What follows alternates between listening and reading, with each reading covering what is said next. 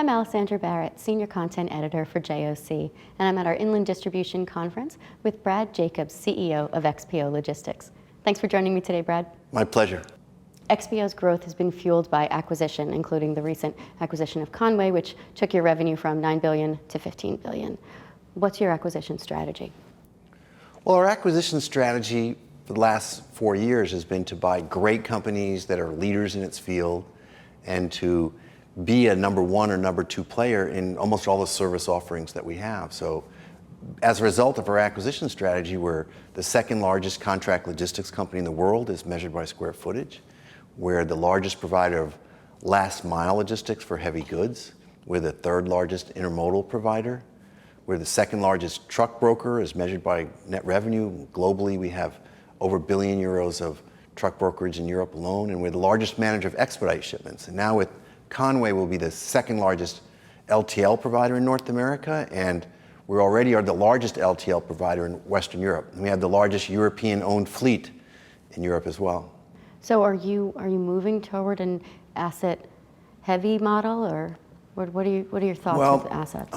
Your colleague Bill Cassidy called it asset right, which I thought was a great term, and that's what we are. We have a blend of asset heavy and asset light, and it's all very highly integrated so we can serve the customer the best. Do you think that you'll sell off anything that you've acquired over the years? Well, with $15 billion of revenue on a global basis in 32 countries, there might be some things that are non-strategic.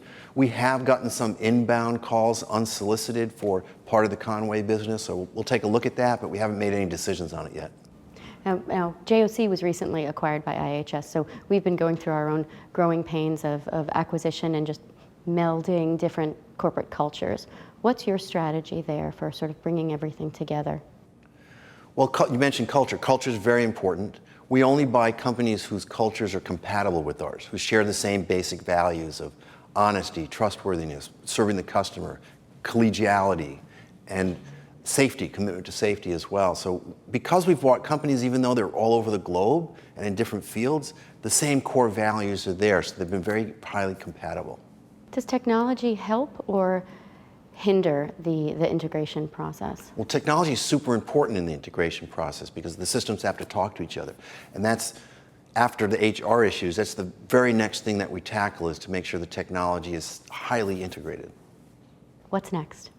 Next is we're going to take this $15 billion of revenue that we've acquired and grown organically, and we're going to refine it. And we're going to fly up 40,000 feet and look down and redesign the whole organizational chart so we have one HR organization, one IT organization, one back office, one global sales force, and get very efficient, be able to pass along a lot of those savings to our customers. And with respect to Conway, we've identified a couple $100 million of costs, much of which is redundant because they have something, we have something, we don't need two of the somethings. And we've also identified about 100 underperforming locations in the European operations that we have a profit improvement plan for. And we also have synergies with our legacy XPO between the Norbert Dentressangle, a European organization, and the new Conway organization. From your perspective, what's the biggest challenge facing the industry right now? Well, there's a lot of challenges in the industry. It depends what part of the globe we're talking about. So if you go to China and you go to Asia, it's a significant slowdown in the economy over there.